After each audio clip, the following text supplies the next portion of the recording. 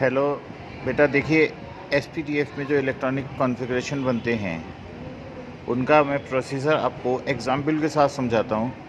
जैसा तुम्हें बताया गया है कि एस उपकोष में अधिकतम 2, पी में 6, डी में 10 और एफ में 14 इलेक्ट्रॉन तक जा सकते हैं।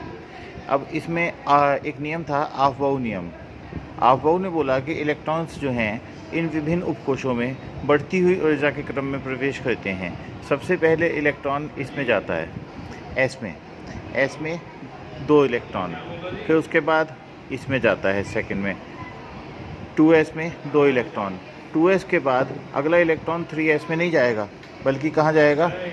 जाएगा 2p में, फिर 2p के बाद 3s में। पहले इलेक्ट्रॉन इसमें, जब ये लाइन कंप्लीट हो जाएगी तो फिर नेक्स्ट में, फिर उसके बाद अगली लाइन जो स्टार्ट होगी यहाँ से घूम के वापस आएगा और फिर स्टार्टिंग से 2p6 3s2। 3s2 के बाद अगला इलेक्ट्रॉन फिर नेक्स्ट जाएगा 3p6 में। 3p 6 इलेक्ट्रॉन तक हो सकते हैं। यदि हमारे पास 6 इलेक्ट्रॉन हैं तो 6 के 6 आ जाएंगे इसमें। फिर 4s में, जब 4s में 2 इलेक्ट्रॉन आ जाएंगे तो नई क्लास यहाँ से स्टार्ट होगी। कैसे? 3d10 4p6 5s2। और ये एनर्जी यानी ऊर्जा का बढ़ता हुआ क्रम प्रवेश कर बढ़ता चला जाएगा। अब इनको किस तरह से देखते हैं, इसका एक एग्जाम्पल देखते हैं। मान लीजिए हमें K19 पोटेशियम 19 का विन्यास बनाना है, तो सबसे पहले कहाँ जाएंगे? फर्स्ट S 2, फिर उसके बाद 2s 2, 2s के बाद 2p6, 2p6 के बाद 3s2, 3s2 2 2 4 6 10 और 2 12। 3s2 के बाद 3p6, 3p6 के बाद 4s। अब हम देखते हैं बचते कितने हैं। हम अगर इन्हें जोड़ते हैं तो कितने हैं? 2 और 2 4 और 6 10 और 2 12 6 18 और 1 19। ये हमारा इलेक्ट्रॉन, ये जो है तत्व एस ब्लॉक तत्व कहलाएगा, क्योंकि इसका अंतिम इलेक्ट्रॉन बाह्य कोश के एस उपकोष में प्रवेश करता है। पहले कोश में इलेक्ट्रॉन 2 हैं, अगले में 6 हैं, नेक्स्ट 3 और 3। तीसरे कोश में इलेक्ट्रॉन फिर 8 हैं, 6 नहीं है, 6 2 8 हैं, 6 और 2 8 इलेक्ट्रॉन हैं। फिर इसके बाद 6 हैं, फिर लास्ट में 1 है। तो कल जैसे बताया, पहले जैसे तुम्हें बताया गया था, कोश विन्यास 2 8 8 1 बनेगा इसका विन्यास।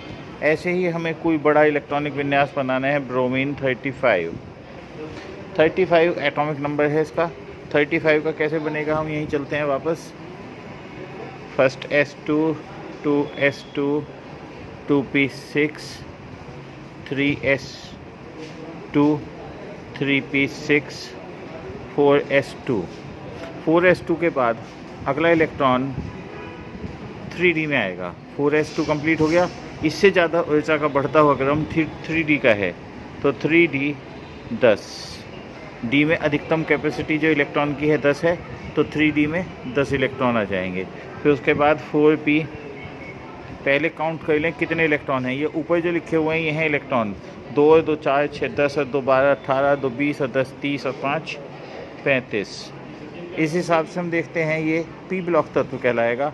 हमारी आवर्त सारणी के जितने भी तत्व हैं इन्हें S P D F 4 block में बांटा गया है। तो ये हमारा इलेक्ट्रॉन होगा। ये ब्रोमीन जो है एलिमेंट, ये कौन सा कहलाएगा? पी ब्लॉक तत्व कहलाएगा। पहले कोश में 2 इलेक्ट्रॉन, अगले कोश में 8 इलेक्ट्रॉन, अगले में अगला कौन सा है? 3 3 और 3 10 और 2 12 6 18 इलेक्ट्रॉन। और चौथे कोश में, चौथा कोश ये भी है और चौथा कोश ये भी है, इसमें हो गए 2 और 5 7 इलेक्ट्रॉन। इसका कोश विन्यास जो KLMN, यदि हम KLMN में देखते हैं तो इनके इलेक्ट्रॉन ये बन जाएगा 2 8 18 7, और इनका विन्यास जो उपकोश का विन्यास होगा ये बनेगा। ठीक है बेटा, इसमें कुछ अपवाद भी हैं, उन अपवाद को देखेंगे अभी। ठीक है, अभी देखते हैं अपवाद क्या है इसमें। एक है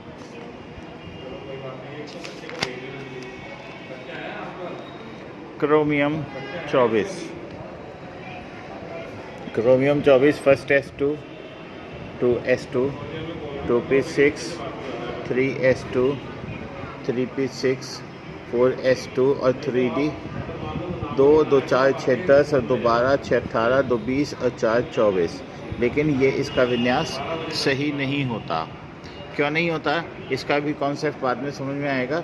इसमें डी में हाफ फील्ड स्टेबल करने के लिए डी में ज़्यादा से ज़्यादा कैपेसिटी होती है 10 की। 10 कंप्लीट हो या नहीं 10 कंप्लीट हो पाते तो 5 कंप्लीट हो। इसके लिए ये बनाएगा first S2, 2S2, 2p6, 3s2, 3p6, 4s1 हो जाएगा और 3d 5 हो जाएगा। ये इसका सही विन्यास है।